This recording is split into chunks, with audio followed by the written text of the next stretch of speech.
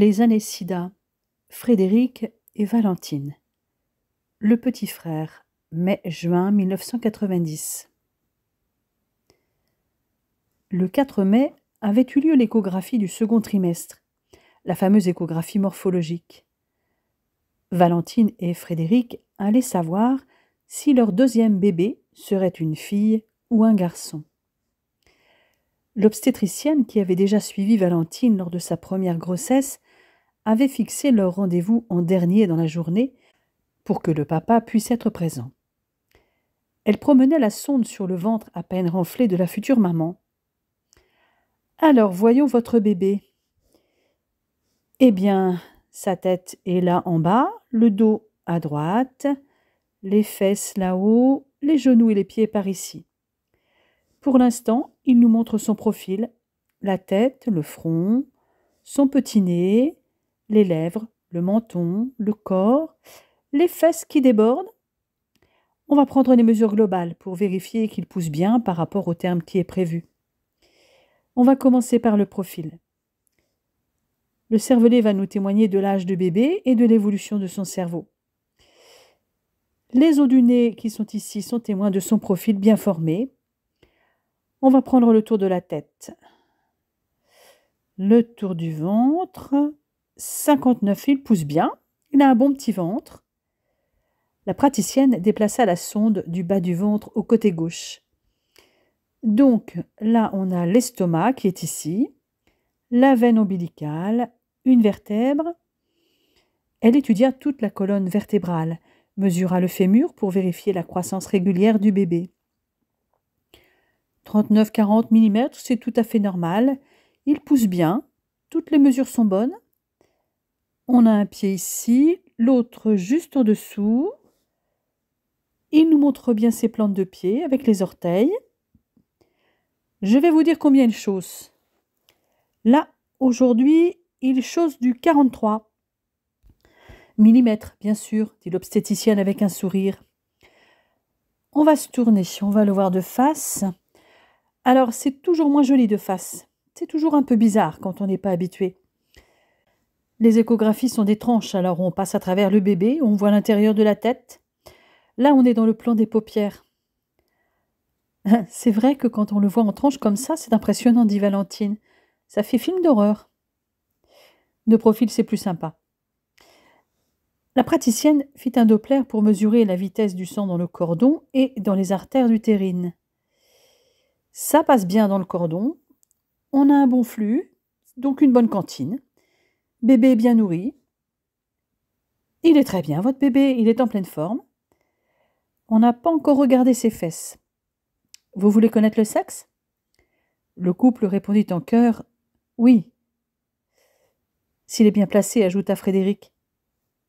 Eh bien, nous allons voir ça. Voilà les organes génitaux. Vous avez vu ? C'est un garçon. Eh bien, puisque bébé est d'accord, je vais le regarder attentivement. Tout est parfait. Les futurs parents se regardèrent avec un sourire. L'obstétricienne s'inquiéta de nouveau de la prise de poids peu importante de la future maman. Mais elle fut vite rassurée par la journée type décrite par Valentine et quand elle regarda sa courbe de poids lors de sa première grossesse. Le vendredi 29 juin, jour de leur 5e anniversaire de mariage, Frédéric voulait faire une surprise à Valentine, tout comme elle voulait lui en faire une aussi. Mais s'il avait déjà anticipé, elle n'avait toujours pas trouvé d'idée. Elle appela Vic à la rescousse. Cette dernière, qui était au courant du cadeau que voulait lui faire Frédéric, l'aiguilla sur un week-end en amoureux quelque part en France ou en Europe. Pour Frédéric, la difficulté résidait dans le moyen de faire livrer son cadeau sans que Valentine s'en rende compte. Il avait donc sollicité l'aide de Rudy et Philippe pour le réceptionner le vendredi dans la matinée et le mettre provisoirement dans la pièce qui lui servait de bureau. À charge pour lui de veiller à ce que Valentine ne pénètre pas dans le dit bureau. Les deux amoureux avaient convenu d'aller dans le restaurant où Frédéric avait fait sa demande en mariage. Valentine était du quart du matin. C'était même son dernier jour de travail, puisqu'après, elle avait posé des congés annuels qui allaient s'enchaîner avec son congé maternité. Elle finissait donc en tout début d'après-midi, bien avant son mari, même si celui-ci avait prévu de ne pas travailler au-delà de 18 heures. Il dut donc trouver un stratagème pour occuper suffisamment sa femme afin qu'elle n'entre pas dans le bureau. Rudy avait prévu de s'en charger. Il débarqua dans le duplex du couple un peu avant 15 heures. « Hey, Schatzi, wie geht's ?»« Rudy, salut !»« Bien, en pleine forme, lui répondit-elle en montrant son ventre arrondi. « J'ai passé ma dernière échographie mardi, tout va bien. »« Tu m'offres un café ?» Ils se racontèrent les derniers potins comme ils en avaient l'habitude, et bien évidemment, Valentine lui demanda des nouvelles de son compagnon. « Tout va bien. Je ne me suis jamais sentie aussi bien qu'avec lui. À part avec toi. Mais notre relation est celle d'un frère et d'une sœur. Nous profitons du moment présent, dit-il d'un air pensif, car nous ne savons pas combien de temps ça va durer. J'imagine en effet que vivre avec une épée de Damoclès au-dessus de la tête ne doit pas être facile tous les jours. Mais Philippe va bien. Ses derniers résultats biologiques sont bons. Oui, ils sont excellents, lui a dit Fred la dernière fois. Philippe avait évoqué avec Valentine et Rudy son ancienne vie. Pendant ses études, en 1981, il avait rencontré un homme homosexuel avec qui il avait eu une relation. Mais à l'époque, tous les deux avaient des vies très différentes. Cet homme voulait vivre avec lui, mais lui ne se sentait pas prêt. Pour lui, il s'agissait d'une amitié, et c'était d'ailleurs toujours le cas. Un jour, un ami de cet homme leur avait proposé d'aller en boîte, où Philippe allait rarement. C'est là qu'il avait appris l'existence des backrooms. Ça avait été une découverte, une curiosité, et il avait commencé à sortir un peu plus. Mais si au départ, il avait trouvé ça bien, au fil du temps, il s'était rendu compte que c'était seulement une espèce de ghetto pour homos. Les rapports à l'époque n'étaient bien sûr pas protégés pour la plupart des homosexuels, pas plus que pour les hétérosexuels. À partir de 1984, il avait fait attention. On commençait à beaucoup parler de la maladie. Il avait découvert qu'il était porteur du virus durant l'été 1984. Il avait vu un médecin car il avait des ganglions et pensait avoir une angine car quand il était enfant, il faisait des angines à répétition. Mais une angine l'été, c'était plutôt étrange. Le Western Blot avait confirmé le diagnostic. Il pouvait s'écouler de 1 à 10 ans, voire 15 ans, avant que la maladie se déclare. Et Philippe était séropositif a priori depuis 6 ans. Contrairement à beaucoup de personnes séropositives, ses parents et sa sœur ne l'avaient jamais laissé tomber. Pas plus qu'ils ne l'avaient fait lorsqu'il leur avait révélé son homosexualité. Et ils avaient accueilli Rudy à bras ouverts, lorsque Philippe leur avait présenté comme son compagnon, comme l'avaient fait les parents de Rudy, non sans en avoir parlé avec Frédéric et Valentine, lorsqu'ils avaient appris avec inquiétude la séropositivité de Philippe. Le danseur en parlait surtout avec Valentine quand il avait un coup de blues.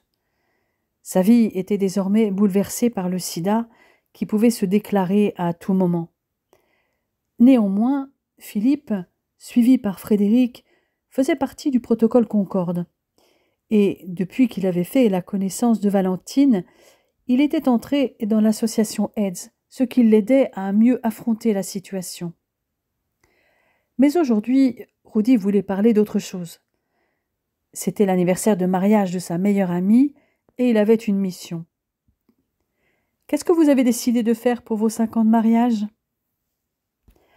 Nous allons dans le restaurant où Fred m'a demandé de l'épouser. »« Et Mélanie ?»« Je l'emmène chez mes parents tout à l'heure dès qu'elle va sortir de l'école.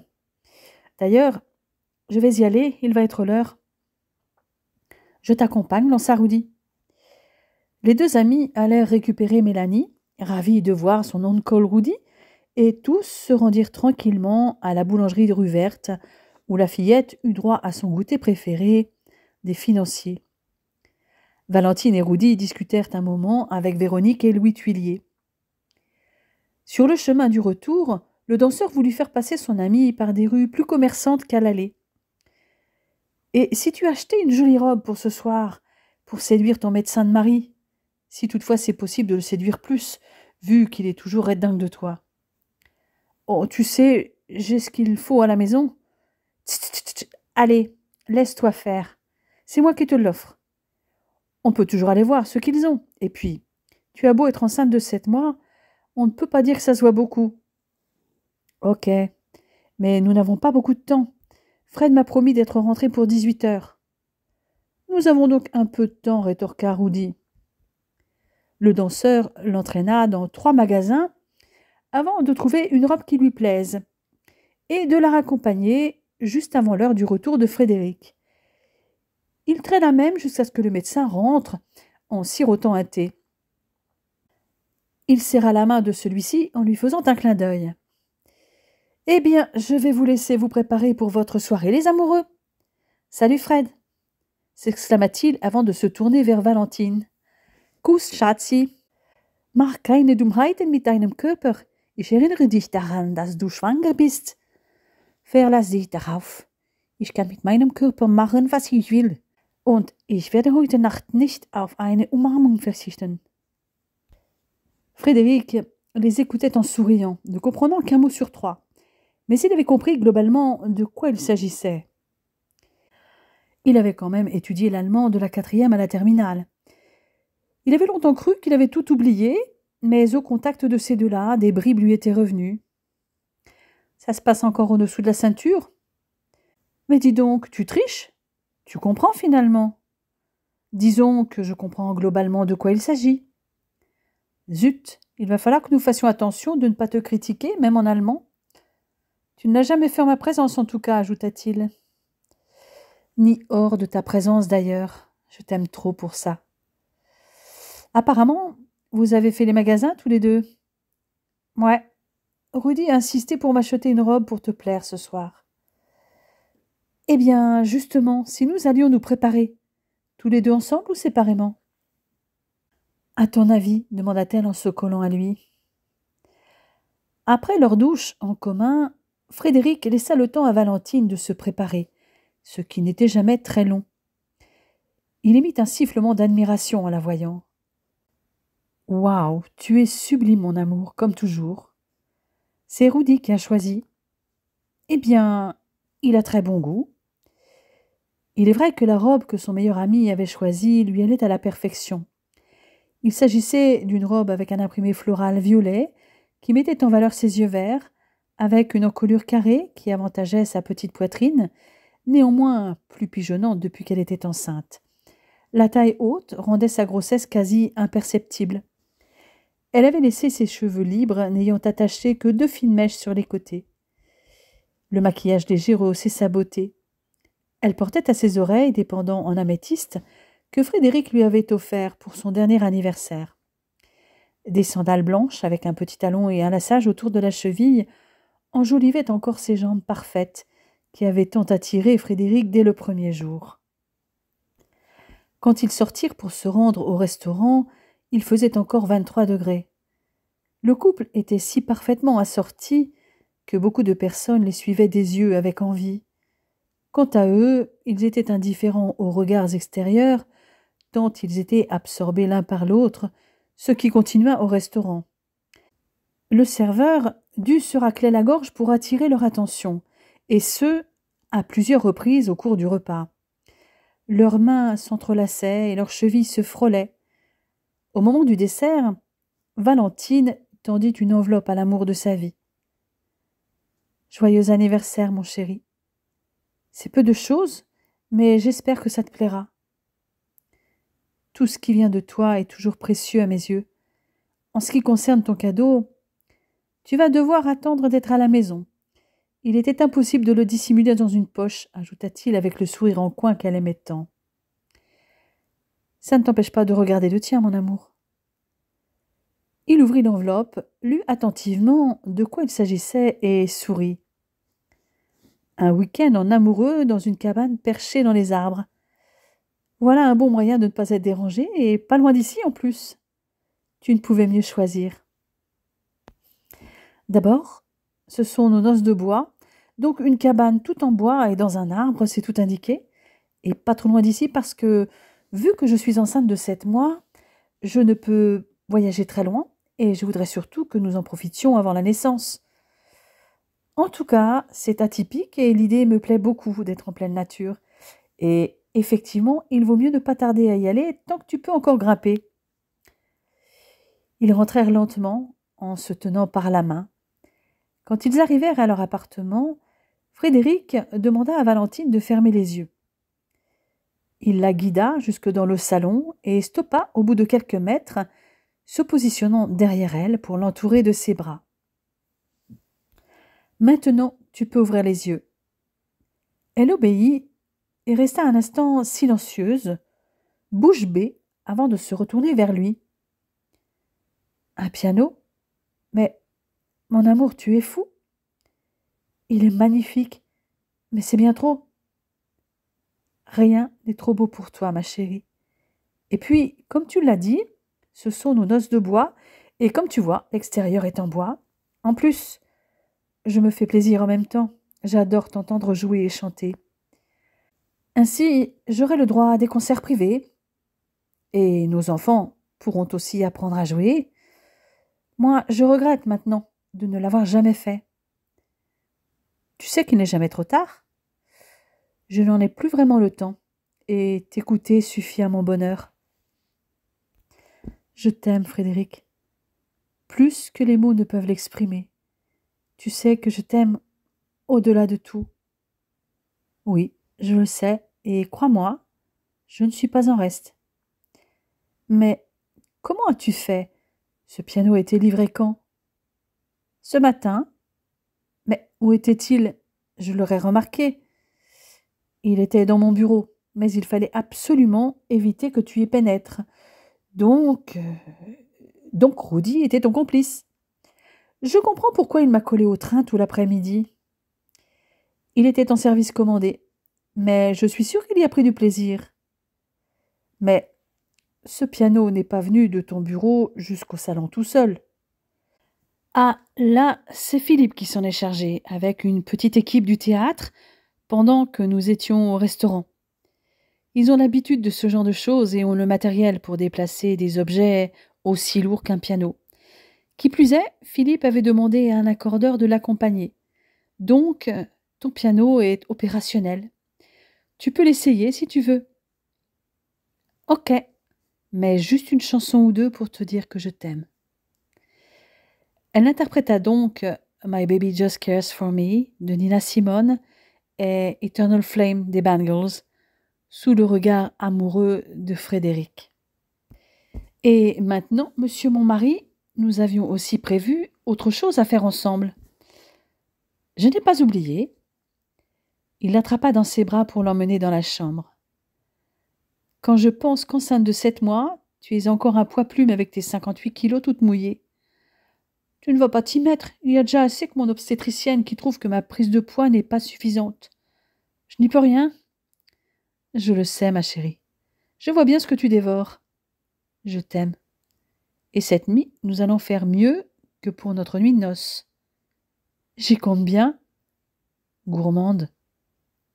Elle lui coupa la parole en glissant sa langue entre ses lèvres pour un profond baiser auquel il répondit avec une ardeur passionnée. Un bébé très attendu. Septembre 1990. Juste après leur week-end en amoureux dans une cabane dans les arbres au début juillet, Valentine et Frédéric étaient partis en Corse pour 15 jours avec Mélanie. La jeune femme était amoureuse de l'île et voulait en faire découvrir une partie à son homme. Il tomba sous le charme aussi rapidement qu'elle. Ils avaient posé leurs valises dans une résidence proche de la plage de Palombagia. Valentine était en pleine forme et n'était pas du genre à rester des heures durant sur la plage à lézarder, surtout en plein soleil. Ils firent donc quelques randonnées ne dépassant pas 3 heures, non pour la future maman, mais pour Frédéric, qui devait porter Mélanie dans le porte-bébé quand elle était fatiguée. Ainsi, ils allèrent visiter les ruines du village abandonné de Pruna, depuis Picovaggia, avec sa vue à 180 degrés sur l'embouchure du golfe de Porto Vecchio et la pointe de San Cipriano. Puis le castello de Ceccia, la boucle de Punta Cerbicale et le castello d'Araggio. Depuis San Gavino di Carbini, ils avaient rejoint l'Osu et sa piscine naturelle. La jeune femme avait insisté pour emmener Frédéric et Mélanie jusqu'à l'Oriu di Icani, un insolite bloc de pierre coiffé d'un gigantesque bonnet pointu qui était un abri naturel dès la préhistoire, dans lequel les bergers se réfugiaient ensuite lors des transhumances. Situé sur les hauteurs du village de Cani, près de Sotta, il n'était pas facile à trouver pour qui ne connaissait pas bien la région. Valentine avait facilement retrouvé le chemin grâce à un chien qui avait marché devant eux jusqu'à ce tafoni géant. Ils avaient dégusté leur pique-nique à l'intérieur, profitant de la fraîcheur des lieux, avant de paresser sur la large pierre faisant office de terrasse devant la porte, seule ouverture dans le mur de pierre construit par les bergers pour fermer la cavité. Ils y étaient seuls au monde, tous les trois. Aucun visiteur n'était venu troubler la quiétude de ce lieu magique. Bien entendu, les montagnes de l'Alta Rocca attiraient Valentine comme des aimants. Ils y avaient crapahuté pour faire la boucle de la Vacca Morta, ainsi que la cascade de Piccia di Gallo et le trou de la Bombe. Ils allaient généralement randonner le matin, se réservant le début d'après-midi pour la sieste, suivant le rythme de Mélanie. Ils ne se rendaient à la plage que vers 16h30, voire 17h. La petite famille était allée 2 fois pendant leur séjour à Boniface, la première pour visiter la cité, la réserve naturelle des Bouches de Boniface et les grottes marines, et la seconde pour découvrir l'archipel des îles Lavezzi. Les températures ne descendaient pas en dessous des 24 degrés dès 8 heures du matin. Le 19 juillet, ils étaient même restés tranquillement au frais, allant à la plage de 9h à 11h tant que les températures étaient supportables, car à 14h, elles avaient atteint 34 degrés et à 20h, il faisait encore 30 degrés, malgré le vent qui s'était levé. Le 23 juillet, ils avaient fêté les 36 ans de Frédéric, à qui Valentine avait offert un luxueux stylo Montblanc personnalisé. Le jeune professeur pouvait enfin profiter de sa femme et de sa fille. Valentine était, elle aussi, ravie d'avoir son mari adoré tout à elle. Être l'épouse d'un PUPH, qui a le plus souvent des horaires extensibles, n'avait rien de simple, mais la jeune femme l'avait su dès le départ et l'acceptait. C'était en réalité Frédéric qui culpabilisait, et il s'efforçait de préserver du temps avec sa bien-aimée. Dès qu'il avait du temps libre, il voulait le passer avec elle. Elle était obligée de le raisonner pour qu'il pense aussi à prendre du temps pour lui et faire ce qui lui faisait plaisir. En réalité, ils aimaient les mêmes activités. La seule activité que Valentine pratiquait sans son mari était la danse. Encore la voyait-il faire ses exercices et travailler ses chorégraphies à la maison, où Mélanie se joignait à elle tentant de l'imiter. Et il se détendait en lui réclamant des concerts rien que pour lui. Lorsqu'il rédigeait ses articles scientifiques, il aimait l'entendre jouer des airs classiques au piano, avec une préférence pour la valse opus 39 numéro 15 de Brahms et Rêve d'amour numéro 3 de Franz Liszt. Au retour de Corse, Valentine étant en congé maternité, Frédéric s'échappait de temps en temps le midi pour déjeuner avec elle pendant la semaine. La rentrée scolaire était prévue le 10 septembre. Logiquement, si Valentine accouchait un peu avant la date prévue, comme la fois précédente, elle serait rentrée de la maternité pour conduire Mélanie à l'école. Elle avait eu sa dernière consultation le 26 août. Tout allait bien, bébé était bien tête en bas, son rythme cardiaque était normal, mais il bougeait un peu moins par manque de place. Sa maman avait pris 7 kilos, mais elle ne présentait aucune contraction, le col n'était pas raccourci. Les seuls désagréments qu'elle ressentait étaient une envie d'uriner plus fréquente et des brûlures d'estomac. Il ne restait plus qu'à attendre. Si les parents prenaient leur mal en patience, Mélanie avait plus de difficultés. Depuis qu'il lui avait dit qu'elle allait avoir un petit frère, elle demandait tous les jours quand il allait arriver. Elle avait préparé la valise pour la maternité avec sa mère, parlait avec son petit frère et lui chantait des chansons à travers le ventre de Valentine, imitant son père. La jeune maman avait arrêté la danse depuis le 7e mois de sa grossesse, mais avait continué le yoga, l'adaptant à son état. Elle marchait également beaucoup avec Mélanie, prévoyant toujours la poussette en cas de fatigue de la fillette. Le 5 septembre était arrivé et aucun signe n'annonçait l'imminence de la naissance. Le lendemain, toujours rien. Cependant, il n'y avait rien d'alarmant.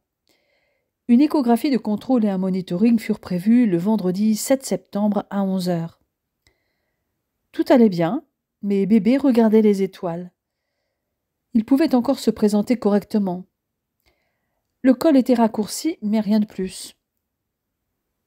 Avec Frédéric, ils avaient utilisé tous les moyens naturels pour que bébé se décide à montrer le bout de son nez. Le premier était de faire l'amour, et pour que ce soit efficace, il fallait un minimum de 3 rapports par jour.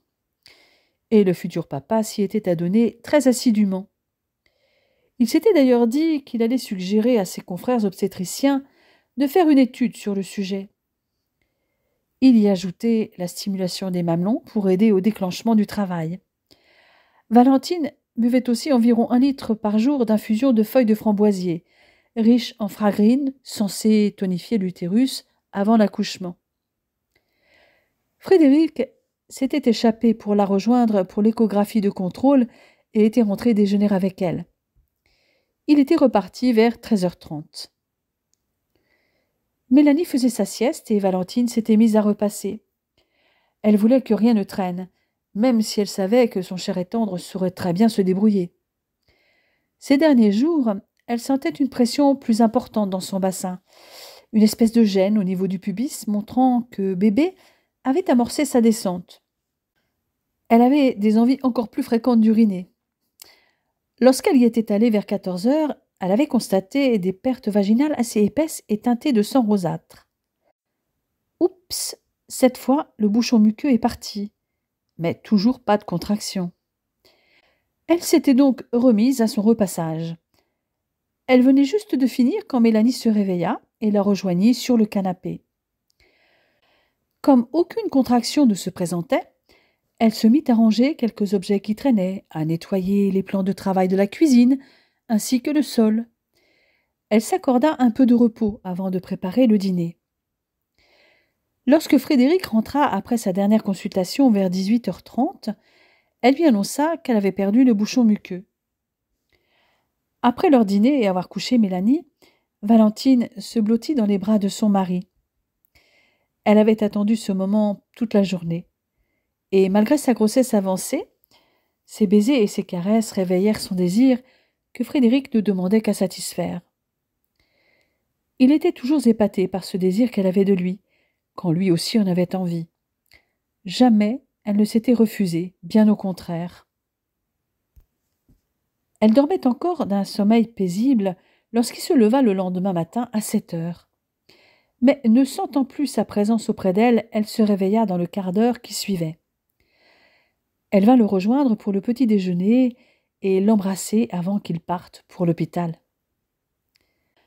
Pendant son absence, dès que Mélanie fut levée et eut déjeuné, elle s'activa, passant l'aspirateur, faisant le ménage des 2 salles de bain, faisant du rangement dans les chambres. Elle avait une pêche d'enfer. Quand Frédéric rentra vers 13 heures, l'appartement était impeccable. Elle avait préparé le repas, qui n'attendait plus que lui, et même celui du soir, qu'il n'aurait plus qu'à réchauffer. Il se demanda s'il n'hallucinait pas. Il n'était pas un spécialiste de l'obstétrique, mais il savait que cette folie ménagère portait un nom et était un signe annonciateur de la naissance. L'instinct de nidification, ou nesting. Il sourit quand elle vint s'accrocher à son cou. « Mon amour, dit-il, je crois que tu vas pouvoir te poser un peu. Le nid est prêt pour l'arrivée de notre fils. » Hein? Quoi? Ça fait un moment que tu ranges, que tu tries, que tu astiques. Ça porte un nom, mon amour. Le nesting. Et ça veut dire que la naissance approche.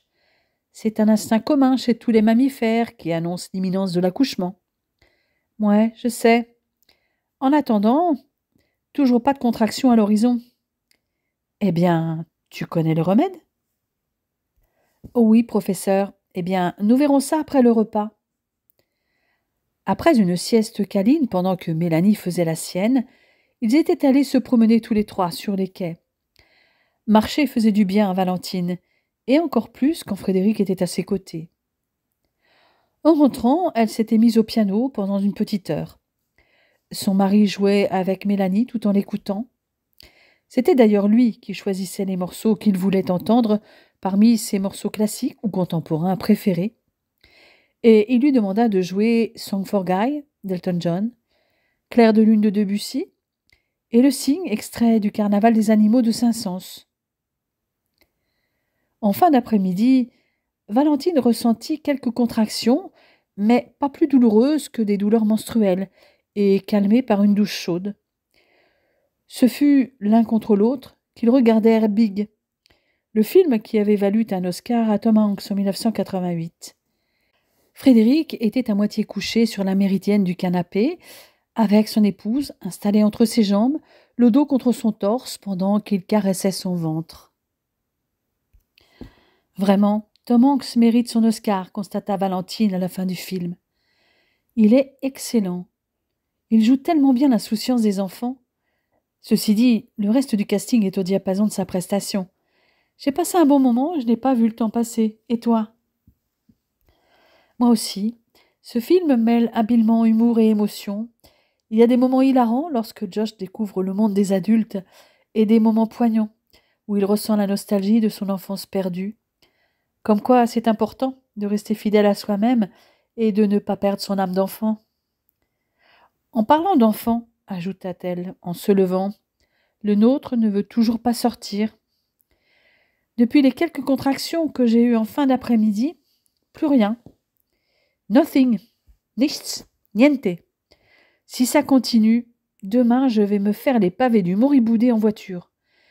Je vais faire aussi du toboggan avec Mel, histoire que ce petit mec comprenne que finalement, mon ventre n'est plus si confortable que ça. C'est que tu en es capable, mon amour. Un peu que j'en suis capable. En attendant, au lit, répliqua-t-il en l'attrapant dans ses bras pour l'y emmener. Elle s'endormit rapidement après l'amour, la tête sur sa poitrine, mais elle fut réveillée plusieurs fois par l'envie d'uriner. Vers 4h30, elle ressentit une première contraction, tout à fait gérable au niveau de la douleur. Un quart d'heure plus tard, nouvelle contraction, semblable à la première. S'attendant à ce qu'il y en ait d'autres, elle se leva pour ne pas déranger Frédéric. Elle prit le livre qu'elle avait commencé 2 jours plus tôt et s'installa sur le canapé. 2 autres contractions revinrent en effet, espacées d'un peu moins d'un quart d'heure. La suivante survint 10 minutes plus tard. Cette fois, c'était apparemment parti. Il était presque 5h30. Avant de réveiller le futur papa, elle téléphona à sa mère, qui, elle le savait, était déjà réveillée, puisque la boulangerie était ouverte le dimanche matin. « Maman, ça y est, le travail est commencé. Fred va t'amener Mélanie. »« Mais elle est réveillée ? » ?»« Non, elle dort encore. »« Alors, laisse-la dormir, c'est moi qui viens.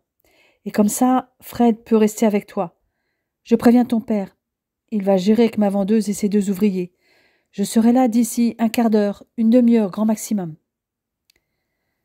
Après une nouvelle contraction, Valentine revint dans la chambre pour informer Frédéric que le travail était commencé. Il s'était réveillé lorsqu'elle s'était levée, puis, pensant qu'elle allait une fois de plus aux toilettes, il s'était assoupi. Il ouvrit les yeux dès qu'elle s'assit au bord du lit pour le réveiller avec un baiser. « Mon amour, désolé, mais tu vas devoir te lever. Le travail a commencé. »« Tes contractions sont espacées de combien ?» demanda-t-il encore un peu somnolent. « 10 minutes. » Il se redressa brusquement et sauta du lit. Hein? Et tu me dis ça seulement maintenant? S'écria-t-il un peu affolé. Il faut que j'emmène Mélanie chez tes parents. Calme-toi, chérie. Ma mère est déjà en route. Elle ne devrait pas tarder. C'est elle qui m'a demandé de laisser Mélanie dormir. Va prendre ta douche. Véronique arriva dans le quart d'heure qui suivait l'appel de sa fille, au moment d'une nouvelle contraction. Valentine rejoignit son mari dans la salle de bain et en profita pour prendre une douche chaude sous sa surveillance. Elle venait juste de se rhabiller quand une nouvelle contraction arriva un peu moins de 10 minutes après la précédente. Jusque-là, elle arrivait à gérer la douleur en respirant profondément et calmement. Elle eut ensuite 3 nouvelles contractions espacées de 8 à 9 minutes. Cette fois, ça avançait. Les contractions revenaient toutes les 10 minutes, voire moins depuis près d'une heure. Vers 7 heures, elle avait eu 2 nouvelles contractions plus longues que les précédentes. Véronique resta dans l'appartement en attendant que Mélanie se réveille et les 2 futurs parents partirent aussitôt vers la maternité après que Frédéric eut prévenu l'obstétricienne de leur arrivée imminente, d'autant que des saignements étaient apparus. Une fois sur place, ils furent accueillis par une sage-femme qui emmena la future maman pour un monitoring. Frédéric ne lâchait pas la main de son plus cher trésor. 20 minutes plus tard, la sage-femme revenait, visiblement satisfaite des courbes de monitoring. Les contractions étaient efficaces. Elle fit ensuite un examen du col. Valentine était dilatée à 8. La jeune femme jeta un regard complice à son mari. C'était ce qu'elle voulait, ne pas arriver trop tôt. En revanche, bébé regardait toujours les étoiles. La future maman avait eu beau faire les mouvements du bassin que lui avait conseillé l'obstétricienne pour favoriser la rotation, il n'avait pas bougé. Ça allait être plus difficile et aussi plus douloureux. Un bref instant, elle sentit la panique venir, mais Frédéric était à ses côtés, massant les poings censés l'aider à mieux gérer la douleur. Elle allait passer directement en salle d'accouchement où la sage-femme lui posa une perfusion. Elle s'agrippait à la main libre de son mari qui ne la lâchait pas des yeux. Comme la dernière fois, elle avait refusé la péridurale pour vivre son accouchement pleinement. Il la caressait, la rafraîchissait, lui murmurait des mots d'amour. La poche des os était encore intacte. Suivirent encore 2 ou 3 contractions de plus en plus longues et douloureuses. Puis à la suivante, la poche des os explosa littéralement. « À la prochaine contraction, je veux que vous poussiez, dit la sage-femme. « Je la sens, murmura la parturiente. Alors poussez. » Valentine inspira profondément et poussa de toutes ses forces. « Bien, fit la sage-femme, respirez. Dès que vous sentez une nouvelle contraction, vous y allez. » De nouveau, la jeune femme s'arc-bouta, soutenue par Frédéric. Plusieurs fois, à chaque contraction, elle s'efforça de donner le meilleur d'elle-même. La sage-femme fit 2 tentatives de rotation manuelle afin que bébé se présente en position céphalique eutocique, mais sans succès, et sembla soucieuse. « Votre bébé ne progresse pas suffisamment. Il persiste à regarder les étoiles et il risque de fatiguer, et vous êtes en train de vous épuiser. Je bipe votre obstétricienne, elle est de garde. » Celle-ci arriva rapidement. « Alors, il paraît que ce petit bonhomme continue à faire des siennes. Je vais devoir l'aider. Julie, tout est prêt? C'est bon. Valentine, je vais commencer par l'épisiotomie. » La jeune femme était tellement concentrée sur sa respiration qu'elle ne sentit pas l'incision, pas plus qu'elle ne sentit l'introduction des spatules. L'obstétricienne lui demanda de pousser à la prochaine contraction. Enfin, le bébé progressait bien. En 2 ou 3 poussées, sa tête fut enfin visible. La jeune maman prit de nouveau une profonde inspiration et poussa. Valentine sentit passer la tête et le reste fut facile. Pendant que le bébé glissait hors de sa mère, l'obstétricienne vit qu'il avait une circulaire serrée du cordon autour du cou et demanda à la sage-femme de le couper rapidement. Le bébé ouvrit la bouche et aspira sa première bouffée d'air, avant d'émettre un petit cri qui prit de l'ampleur à mesure que ses poumons prenaient le rythme. Il était 9 heures, le dimanche, 09-09-90. C'est un beau petit garçon, dit la sage-femme en posant l'enfant sur sa mère. Comment allez-vous l'appeler? Valentine regarda alors Frédéric, qui les contemplait avec amour, elle et leur fils. Les larmes s'étaient mises à couler sous le coup de l'émotion. Julien. Il s'appelle Julien, finit-il par dire. Valentine ne sentit rien lorsque l'obstétricienne sutura l'épisiotomie, et la suite fut tout aussi simple avec l'expulsion du placenta un quart d'heure plus tard. Leur bébé avait déjà pris le sein sous l'œil attendri du papa. Lorsqu'elle put quitter la salle d'accouchement pour rejoindre sa chambre, Valentine refusa le fauteuil roulant qui lui était proposé et prit l'ascenseur portant sur un bras son bébé de 3,280 kg, soit 10 grammes de moins que sa sœur, et son pied à perfusion de l'autre. Elle n'accepta l'aide de Frédéric que pour déplacer le pied à perfusion sur roulette, pour qu'il ne se sente pas inutile. Il n'avait pas envie de la quitter. Elle le persuada de rentrer se reposer, et il partit bien à contre-cœur vers 11 heures. Il appela ses beaux-parents qui attendaient depuis que Véronique était rentrée chez elle avec Mélanie, puis ses parents, sa sœur, ainsi que leurs amis proches. Il se prépara un repas léger et alla s'allonger sur le lit. Mais Valentine n'était pas près de lui et elle lui manquait déjà. Dès 15 heures, il retourna à la maternité pour la serrer dans ses bras. Julien venait de prendre le sein et changer et il dormait à poing fermé. Sa maman sommeillait, mais à l'approche de Frédéric, elle sentit le parfum de son après-rasage et ouvrit les yeux. Il s'allongea près d'elle dans le lit étroit et la prit contre lui. Lorsqu'ils entrèrent dans la chambre pour la surveillance et les soins, les soignants les trouvèrent tous les deux, l'un contre l'autre. Frédéric, contemplant sa femme endormie avec amour et lui caressant le visage avec tendresse. Le professeur Hacheret était l'une des figures du CHU, et le voir ainsi était inhabituel. Le tableau était émouvant, et les deux amoureux étaient l'un et l'autre d'une beauté saisissante. Mais, professeur ou pas, Frédéric dut sortir pendant les soins. Valentine avait encore des saignements importants, comme le constatèrent l'élève sage-femme et l'aide-soignante venue vérifier l'aspect de ses lochis, faire sa toilette intime et changer sa protection. L'aide-soignante, une femme expérimentée, lui proposa de l'accompagner aux toilettes. « Vous allez voir, vous allez déjà moins saigner après. » La jeune maman appréhendait des brûlures au moment de la miction du fait de l'épisiotomie et avait tendance à se retenir. Mais il n'en fut rien, et elle se sentit soulagée. Frédéric réintégra sa place auprès d'elle dès que les deux soignantes furent sorties. Les parents de Valentine arrivèrent vers 17h30 avec Mélanie, au moment où la jeune maman donnait le sein à son fils. La fillette resta médusée devant le spectacle. Elle regarda son père et s'exclama les yeux écarquillés. « Il a mangé la tétine à maman ?» Force fut de lui expliquer que sa mère en sortirait intacte, le bébé n'aspirant que le lait. Valentine lui montra d'ailleurs le lait, ou plutôt le colostrum sortant de son sein. La fillette, rassurée, s'intéressa un peu plus au bébé lui-même. « Pourquoi il a une bosse sur la tête ?» demanda-t-elle inquiète. « Il a fallu l'aider un peu pour sortir, et le docteur a utilisé un instrument pour le tirer du ventre de maman, » lui expliqua Frédéric.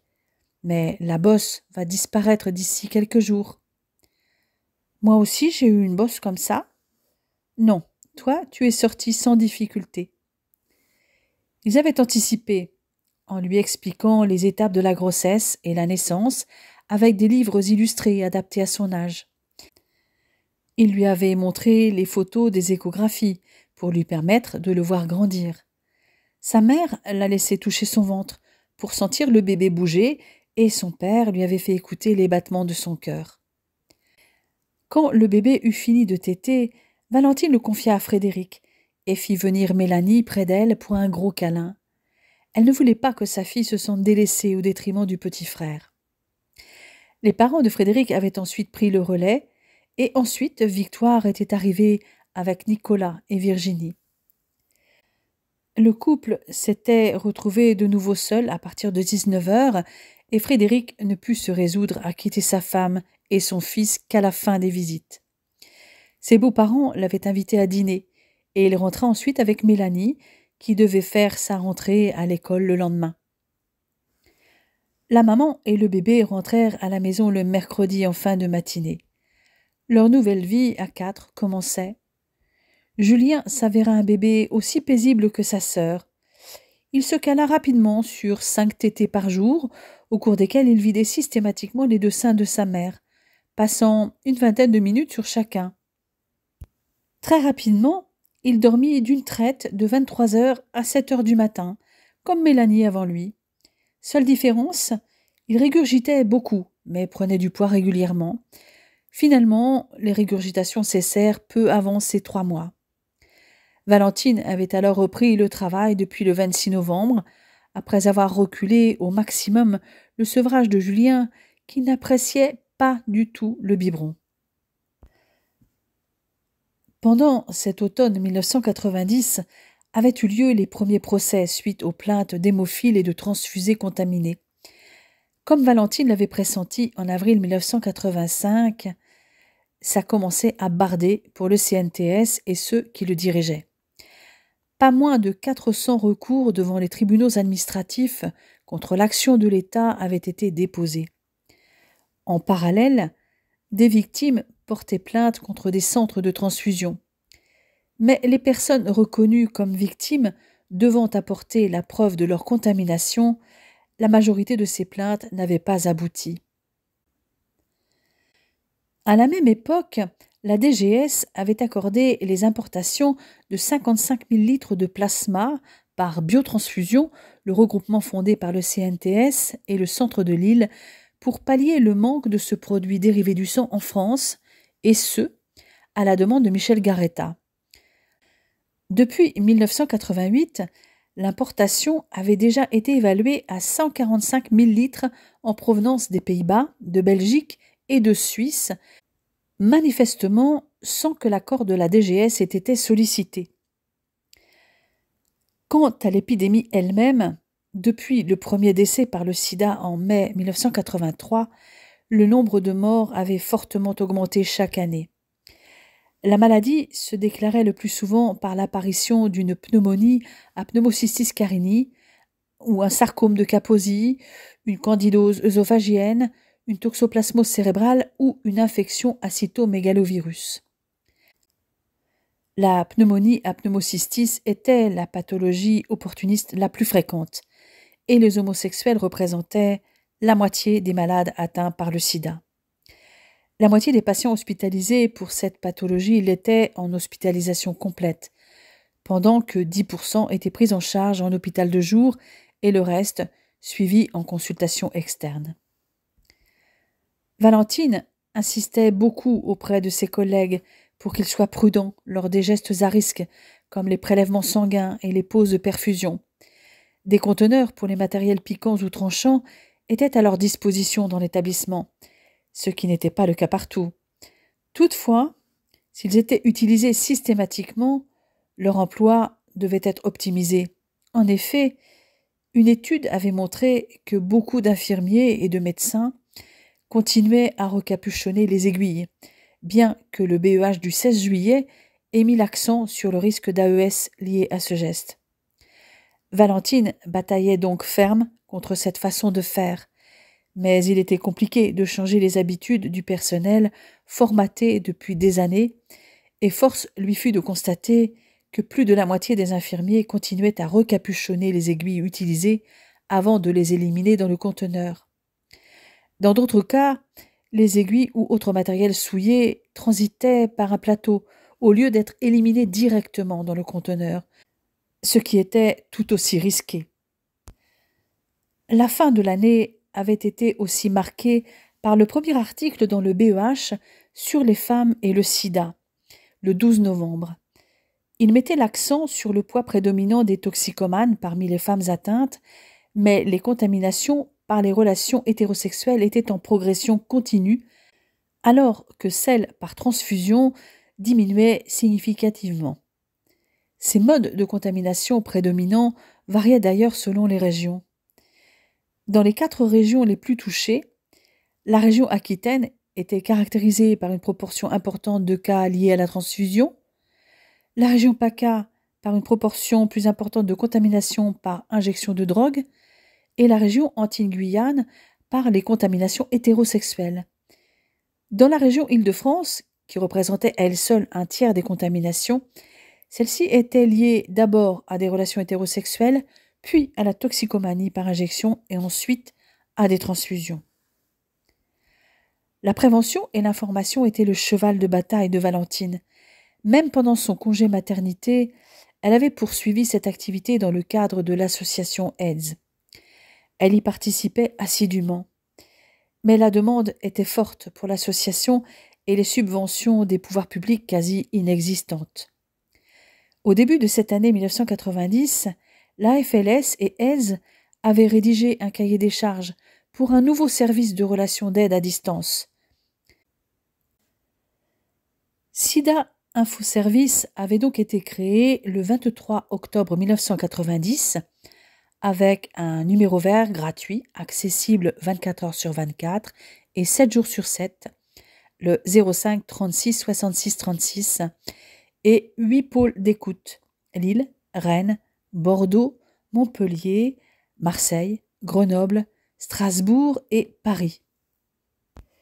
Une 50aine de personnes salariées de l'association et 300 bénévoles, tous volontaires de AIDS, complétaient le dispositif pour répondre spécifiquement sur la tranche 19h-23h.